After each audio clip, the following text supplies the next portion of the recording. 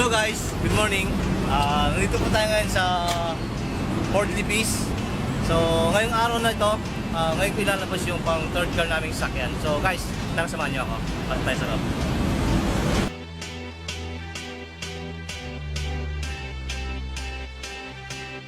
I got a feeling. Teamwork. Nandito kami ngayon sa Port Libis para i-witness yung paglabas ng pang third car ng isa sa mga pinaka-guwapong partner. Morning, andito kami sa Port Louis para ilabas ang third car, sports car ng aming husband. Ayan, power, ayan, nakasama kami. Good night. That tonight's gonna be a good. Dito kami ngayon sa Ford Libes at ilalabas na yung second car ng creator of online marketing na pag-aari ni Upline Roderick Marin at ni Upline Fatima Marin. Kung ikaw ngayon nagdududa ka, grabe, huwag ka nang magduda kasi nandito na resultado na yung makakasama mo. Kaya snow pala, huwag ka nang mag-isipan. Join ka na po sa team ng Unicorn. It's gonna be a good night. That tonight's gonna be a good night. That tonight's gonna be a good night. Tonight's the night. Let's live it up. I got my money. Let's spin it up. Go out and smash it.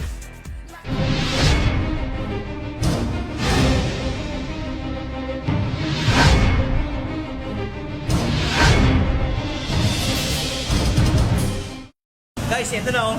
Ito na oh, yung tatak kabayo. Tara, tignan natin.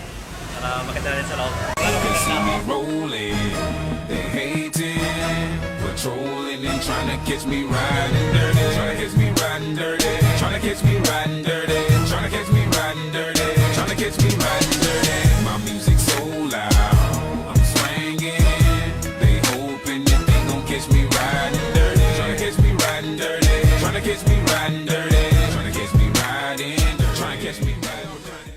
Hello guys, good morning. My name is Roderick Balin, Rick for short. Guys, alam nyo nung nagsimula ako sa M Global, grabe, hindi ko sukat akalain na magkakaroon ako ng resultang ganito. Last 2011, na-invite kami ni Miss dito sa business na to. Nung una, negative ako. Negative, sorry natin negative kasi alam naman natin dito sa Pilipinas na ang networking is scam yan. Ganun lang nakatatak sa isip ko. Si Mrs. hindi siya nag-focus sa akin kundi tinrabaho pa niya yung business. And then ako naman nagtataka kung bakit gustong-gusto niyang trabahuin.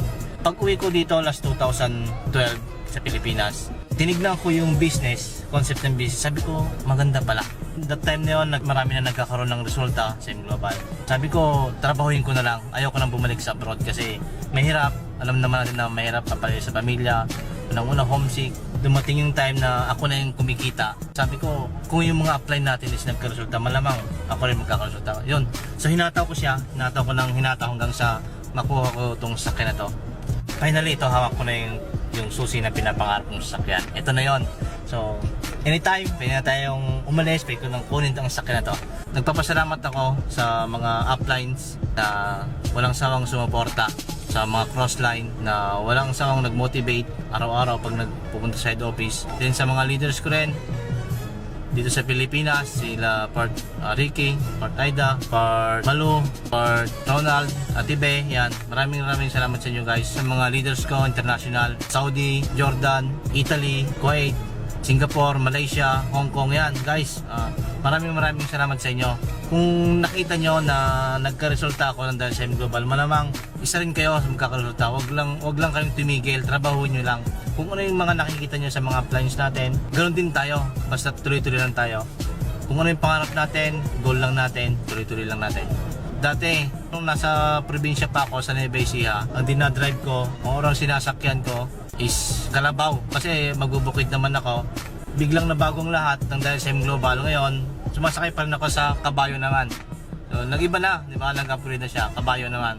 So, ibang klaseng kabayo to dahil kulay pula. And then may gulong. So, ito na yun guys. Power, di ba? Ibang klase. There's nothing like a girl you've ever seen before. Nothing you can compare to your neighborhood. I'm trying to find the words to describe this girl without being disrespectful.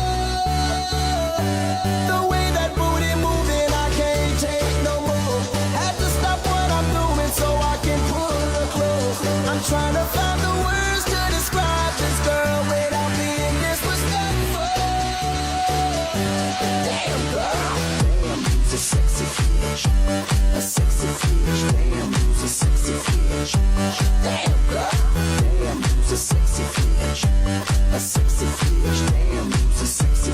Damn girl.